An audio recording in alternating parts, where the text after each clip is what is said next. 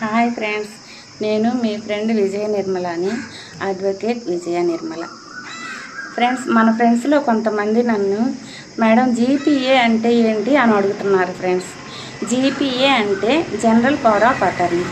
General power of attorney అంటే ఒక వ్యక్తి తనకున్న ఆస్తి సంబంధించి ఏదైనా కోర్టు విషయాలు కానీ, పోలీస్ స్టేషన్ విషయాలు కానీ, లేక ఆ ఆస్తిని అమ్మటానికి సంబంధించినది కానీ అతను నమ్మిన ఇంకో వ్యక్తిని నిర్ణయించుకొని ఇతనుకున్న పవర్స్ని అప్పటి నుండి ఒక డాక్యుమెంట్ రూపంలో రిజిస్టర్డ్ డాక్యుమెంట్ పుట్టించి ఇంకో వ్యక్తికి అప్పగించడం అన్నమాట.